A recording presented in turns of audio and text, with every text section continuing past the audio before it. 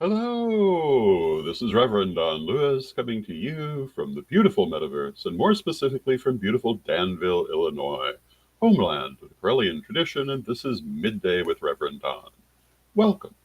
And as you know, if you follow Midday with Reverend Don, you can type your questions or comments into whatever platform you happen to be watching on, and they will show up here in my chat room. The chat room is on the screen today because I don't have a guest, so we can all share it. And we can communicate that way. I hope you're having a lovely week. Here in Danville, we are currently at 34 degrees, so a little cooler than it's been, but still decent. And that pleases me. I'm much happier with 34 degrees than I was with 11. And although a couple of days ago we were in the 50s, and I quite enjoyed that. Today, my subject is season's greetings. And I was going to talk about the importance of the seasonal cycle in our general pagan theology. Of course, when we talk about things pagan, we can't really make blanket statements. I'm talking about my own background and backgrounds that I am highly familiar with. There are always going to be exceptions, but in most of them, the seasonal cycle is very important and has been historically. And you can see I'm wearing my little gold pin today. And I was asked once what this represented, and you can see at the center is kind of a stylized yin yang or taijutsu, um, showing the forces of the universe and also, arguably, the seasonal cycle. Because when we look at the seasonal cycle, the division of the year between the light half and the dark half, we're talking about those polar forces of the universe. We're talking about God and Goddess. We're talking about life and death. We're talking about um, all of the things whose interplay move us forward. And we observe these in the cycle of the year. Now, you may ask yourself how I decided to talk about this today, and that's a second subject I want to talk about, and we'll see how much attention we give to each. The second subject is the idea of grinding. What I mean by that, and I often describe myself as being a grinder, which means I come back and I keep doing. When I got up this morning, I wasn't sure what I was going to talk about, but this week I've been talking about winter and things that come from that conception, and so this seemed like a natural continuation of that theme. One of the things is that when you enter into a program like this, or any responsibility like this for that matter, you have to keep doing it. And some days you're going to be terribly inspired, and other days you're going to be searching for something to talk about, but you've still got to do it. And in life, this is true in so many different ways. There are times, no matter who you are, I'm sure, that you will look at the things you have to do during your day and not be enthused by them, but they still must be done if you're going to continue to go forward. The key to enjoying this is, in fact, to find ways to enjoy it, even when you have to search for your inspiration. One of the things I would say to you is that inspiration is always there. You can always find it, but sometimes you have to look for it. And um, I'm I'm going out. I'm checking to make sure I'm going out because we have no comments so far, which is unusual. But that's there we go. Hello, Swack fan in the chat room. It's good to see you.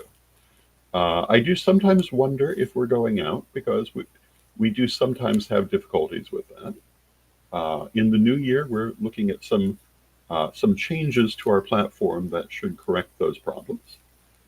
Um,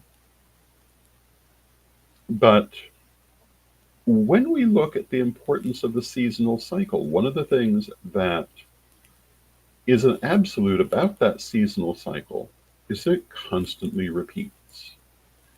You can love winter, you can hate winter, you can be indifferent toward winter, but every year is going to have one. You can love summer, you can hate summer, or you can be indifferent to summer, but every year will have one. Hello to Renee in the chat room. It's good to see you, Renee. It is the nature of life that these things are a constant cycle that we continually go through, as is life itself.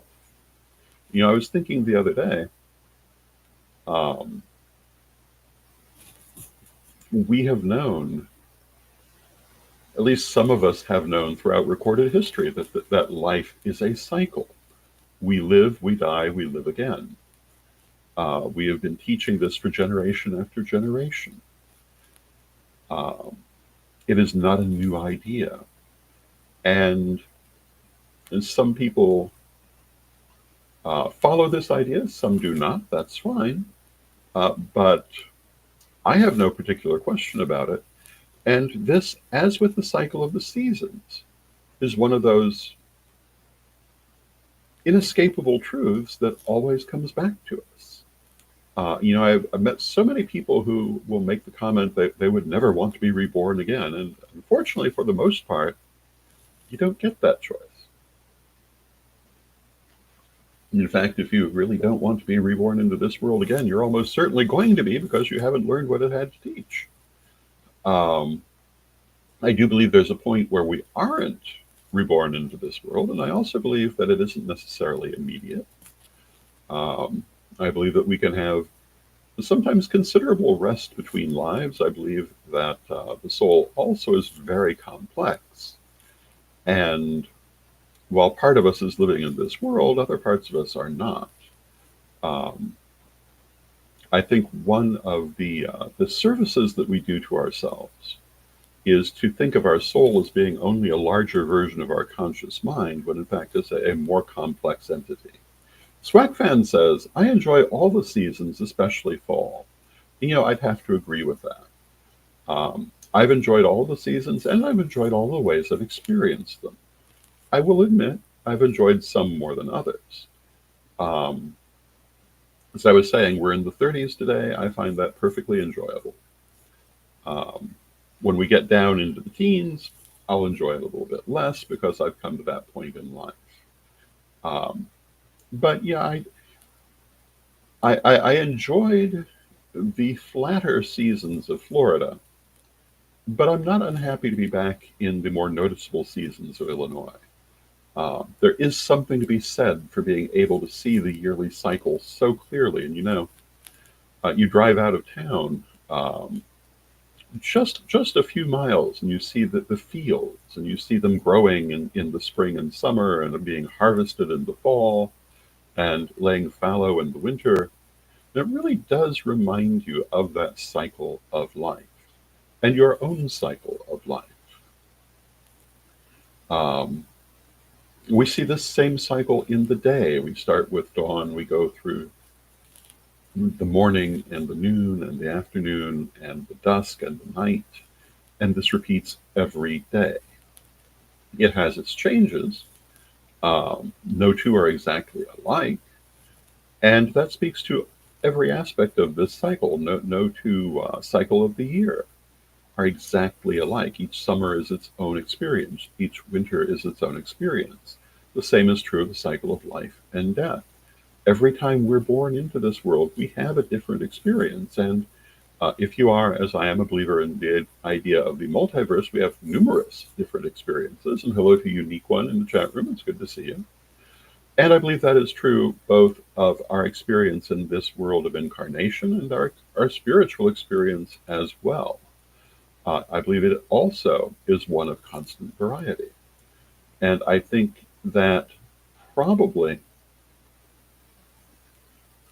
the greatest truth of existence is constant variety and constant structure at the same time. And hello to Ed the Pagan in the chat room.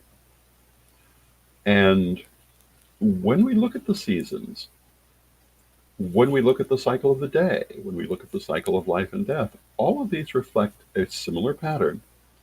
And they reflect back on that idea, as above, so below, that the power of creation is reflected in everything that exists. And they will always follow the inherent inner pattern, no matter how differently they manifest. And you know, if we look at nature, We see this also in the structure of things. If you look at the structures of rivers, they have a certain look. Um, kind of long, sinuous line branching off into other lines, branching off into still other lines. If we look at trees, they generally follow that same pattern. If we look at our blood vessels, they follow that same pattern. There's so many different things we can look at and see this same pattern repeated because it's inherent to creation. Now, Swackfan asks, which do you enjoy more, standard time or daylight savings? Oh, I don't know. I am one of those people who thinks we would be better off to stick with one or the other. And what I would say is that whichever one we stuck with, we would get used to. The idea of changing every year, I've always found to be a bit of a pain. Um, and I understand the idea and why it was important, perhaps more in the industrial era than in the current era. Um, but I'm not sure. I'm not sure I see a reason for us to continue that dichotomy, though it does again reflect this same pattern of moving cycles. So I will say that whole business of changing our clocks once a year does reinforce the change of the seasons. So I suppose it serves a purpose in that way. Um,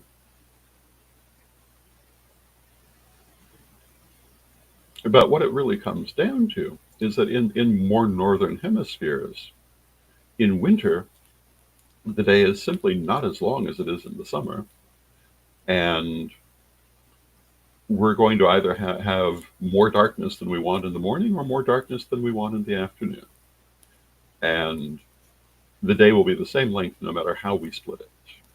So I don't have a preference for it, but I do think that just sticking with one makes more sense for our current society.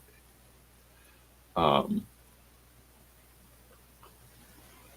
but I say that as a person who spent much of my life during the age of digital clocks, going 6 months at a time with a clock being an hour off, because it just didn't seem like it was worth it to go in and change them all.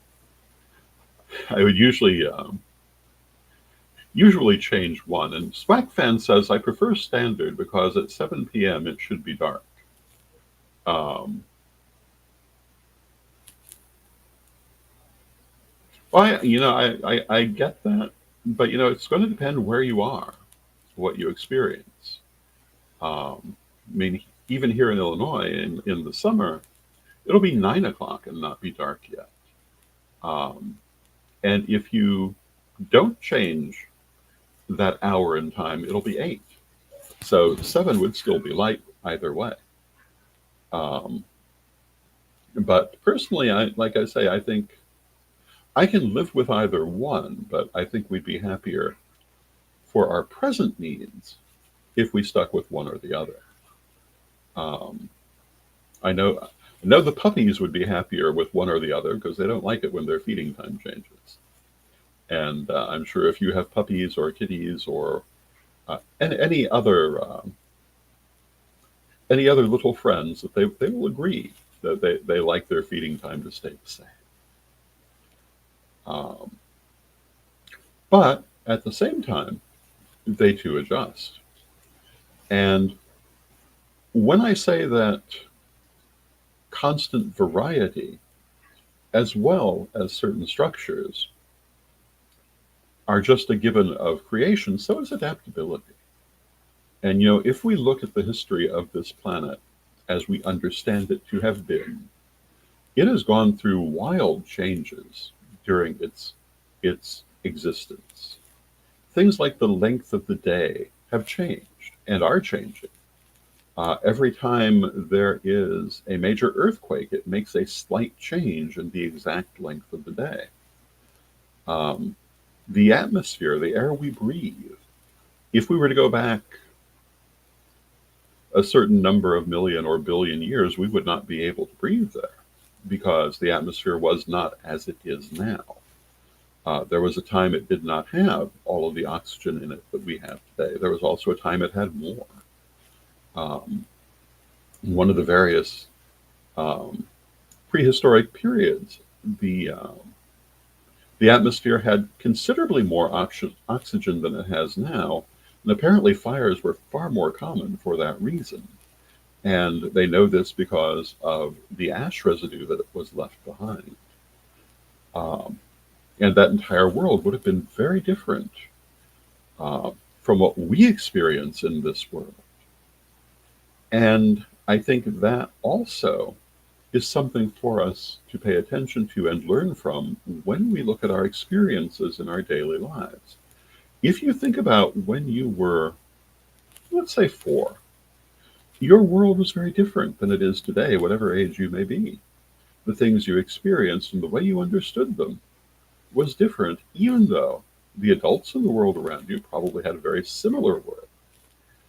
How we experience things, how we process them, is very much dependent on where we are in our lives. And this, too, is one of those things for us to stop and reflect upon. And I can tell you that, now that I am in my 60s, I certainly, in many ways, react to life differently than, say, when I was in my 30s. Certainly than when I was in my 20s. And, one of the best things that ever happened to me, when I was young, a lot of people would come to a certain birthday where they would feel their mortality. For a lot of people, that was their 18th birthday. For others, it was their 21st birthday. Well, neither one of those did that to me. My 25th birthday, I began to be more aware of mortality. And at that time, I had a very good friend, Paul Barrow, of the Rowan Free Church. And I happened to remark upon this to him in a telephone call, because we used to speak by phone very, very often and at great length in that time. And what he told me really were words to live by, and I have found them to be absolutely true. And what he said was that um, he would not go back to his 20s for anything. That being then in his 40s was so much better an experience, because when you're in your 20s, everything is still new. You have not experienced it before in many cases, and consequently, you worry a lot more about it and a lot more about what can come from it. Whereas with more experience, you know that things can be handled. Um, Today, I would say there are very few things that can't be handled. Very few things you cannot find a way to adapt to. Um, yes, there are always reasons that we can find in life to worry. Of course there are. But usually, they don't deserve as much worry as we give them. And when we stop and approach our situations in a rational manner with critical thinking, we can usually find ways to deal with them, one way or another, and they will usually work out. Not always, but usually. Um, and there is always something that can be done. So if you're a young person spiraling through life thinking, oh, this is very, very hard, one thing I would say to you is that in many ways it will get easier.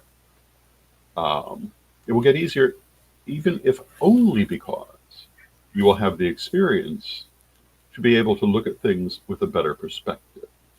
And, I would have to say, when I was in my 20s, things seemed much bigger and scarier sometimes than they really were.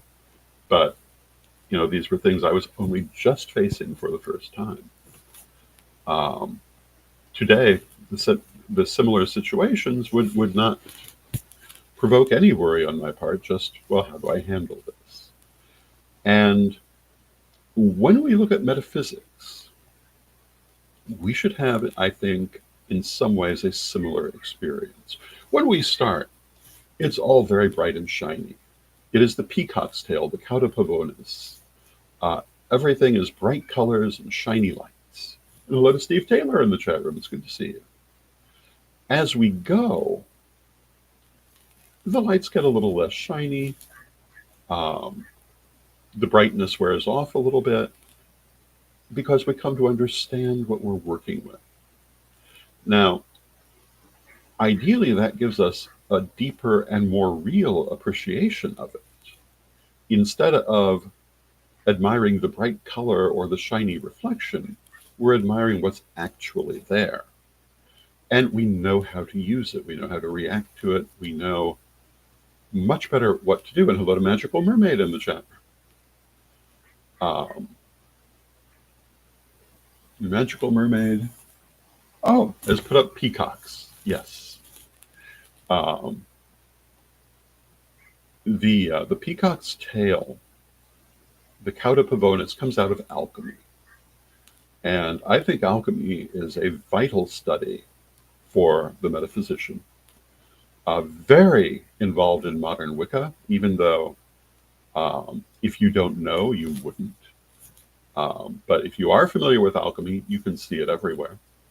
In Corellian Wicca, the stages of the alchemical work have very important significance in a variety of ways.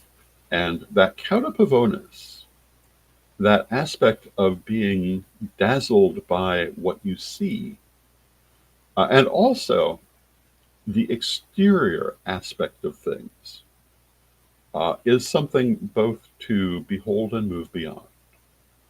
You should enjoy it while you have it, but you should move beyond it. You should come to the point that you can see all those colors and appreciate them, but you're not overawed by them. You can see all the shininess. You can appreciate it, but it doesn't blind you. And when we talk about things like superstition, which we've talked about a lot recently, the idea of pursuing metaphysical and spiritual things from the point of view of fear, this is often part of still being in that cauda pavonis, where the exterior parts of things are affecting you more than the understanding of their real nature. I would say to you that once you understand the real nature of things, there's very little to be afraid of. To be wary of, perhaps, but everything can be handled, everything can be done. And even if it can't, it's not the end, because there is no end. And when you work with past lives, when you work with multidimensionality, when you work with the multiverse, when you work with dimensionality, you see this. Now, of course, we're human, so we still have our fears. We still have that occasional fear reaction. But when you have these experiences, when you do these workings, you know better. You can still have and even be overwhelmed by moments of doubt or fear. That's only human nature, but you know better.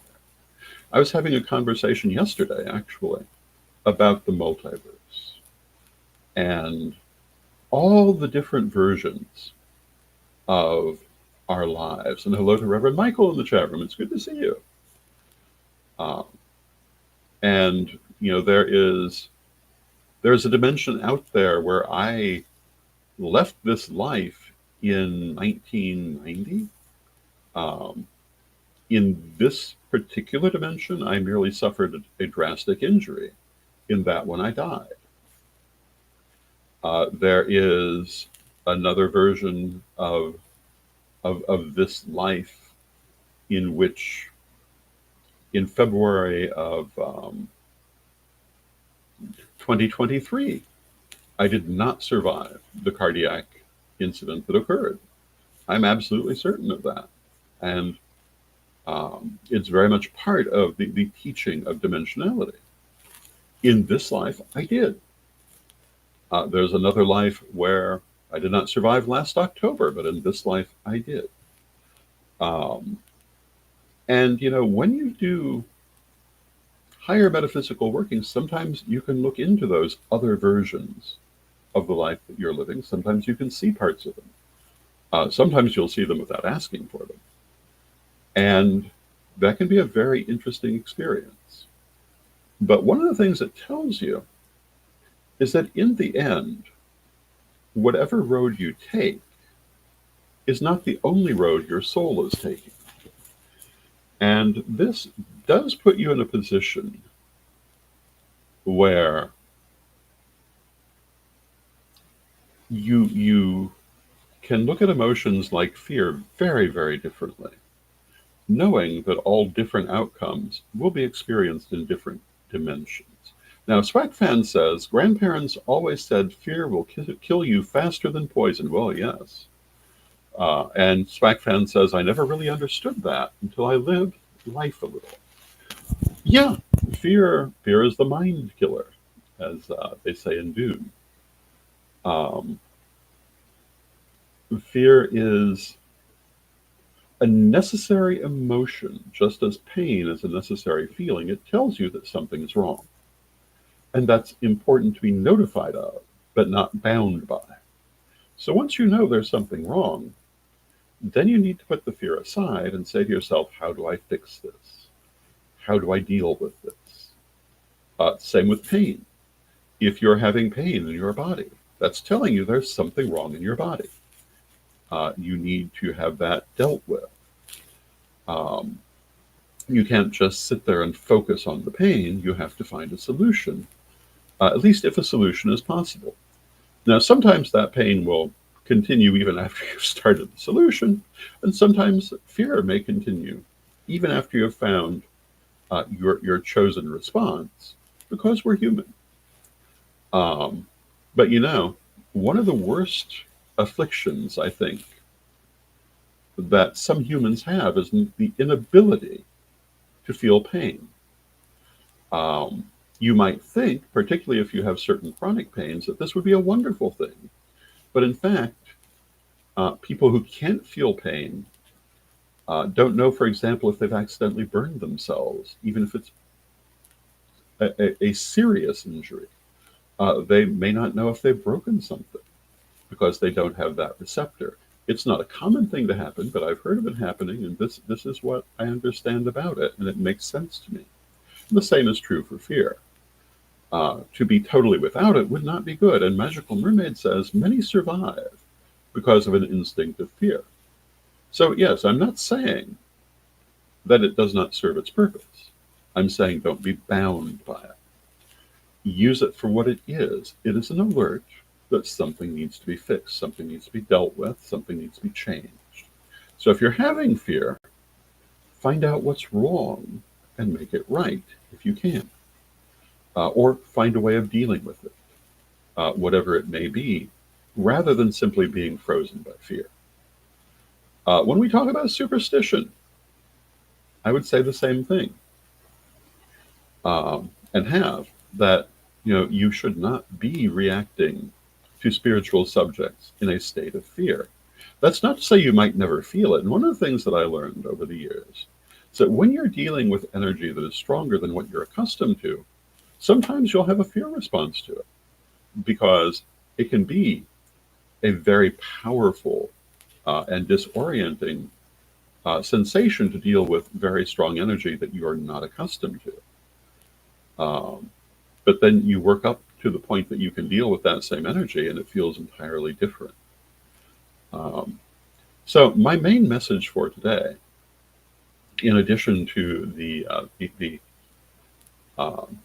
ongoing nature of variety and structure, is never to be bound by fear, never to be bound by pain. Use them as the tools that they are to help you to improve your life. And honestly, I would say to you that everything is a tool to improve your life. Now, we're humans. Of course, we're going to miss some of those opportunities. That's fine. But we should try to take them whenever we can.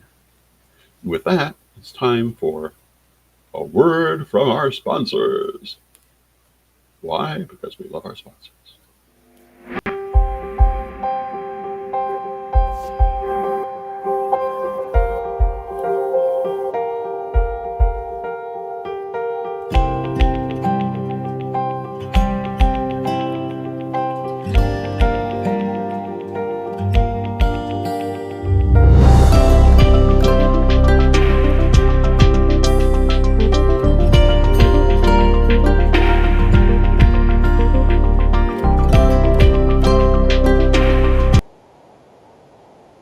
ready to unlock the secrets of the universe? Join me, Rev Don Lewis, for my metaphysical and magic auctions at Gaia Thrift at whatnot.com. Discover fascinating artifacts, mystical crystals, and rare and unusual books that could change your life. Don't miss this chance to bring a little magic into your world. Rev Don's Metaphysical and Magic Auctions, where the extraordinary can become yours. And thank you to our sponsors, Equinox Learning Hub and Rev Don's Metaphysical and Magic Auctions. Our next auction is tonight at 6. Please join us for that. We will have some very good things for you. And with that, I want to thank you for joining me. I hope you have a lovely day. I'll be back tomorrow, and let us close with our prayer as we always do. Divine Mother Goddess, Divine Father God, beloved ancestors, we thank you for all that you do for us in our lives, and we ask you to help us to always maintain a good perspective, to not allow fear or pain to overwhelm us, but rather to approach our lives in a reasonable and level-headed manner that allows us to make them constantly better and go forward to a wonderful and happy future. Beloved Mother Goddess, beloved Father God, beloved ancestors, we thank you with great love and knowing you're always with us. We thank you for your presence, and may you be blessed now and always. May you be blessed now and always. I thank you for your presence, and I'll be back tomorrow.